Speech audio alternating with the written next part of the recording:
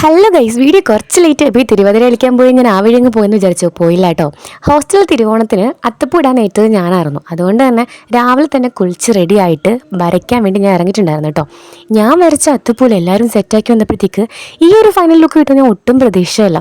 സംഭവം എല്ലാവർക്കും ഇഷ്ടമായി. ഞാൻ വരച്ചെന്ന് എനിക്ക് തന്നെ വിശ്വസിക്കാൻ പറ്റില്ല ഗൈസ്, ഇത്രയൊക്കെ നന്നായില്ലേ. പിന്നെ അവരുടെ ബഹളമായിരുന്നു, ഒരുങ്ങാനും റെഡി ആവാനും. രണ്ടും ഒന്നാണല്ലോ അല്ലേ, ആ പോട്ടെ വീട്. എന്തായാലും സാരി എടുക്കാനും മേക്കപ്പ് ഇടാനും എല്ലാം കഴിഞ്ഞിട്ട് പിന്നെ ഫോട്ടോ എടുക്കുന്ന ഒരു അരമുക്കാൽ മണിക്കൂർ ഇല്ല, ഒരു 1.5 മണിക്കൂറോളം കളഞ്ഞെന്ന് തോന്നുന്നു. പിന്നെ എന്തായാലും ഇക്ക വന്ന് നേരെ തിരുവാതിര കളിക്കാനുള്ള സ്റ്റാർട്ടായിട്ടോ.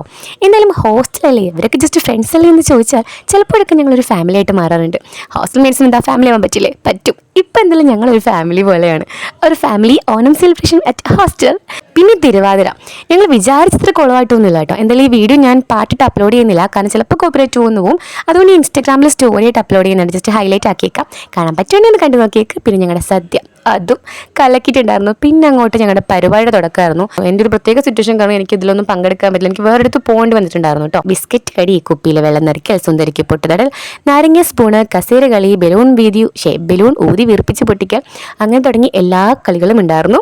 എല്ലാം കഴിഞ്ഞ് കലാശക്കൊട്ടിൽ സമ്മാനദാനവും എല്ലാം മിക്ക വിതരണം ചെയ്തിട്ടുണ്ടായിരുന്നു. അപ്പോൾ ഇതായിരുന്നു ഞങ്ങളുടെ ഈ കുഞ്ഞോണം സെലിബ്രേഷൻ.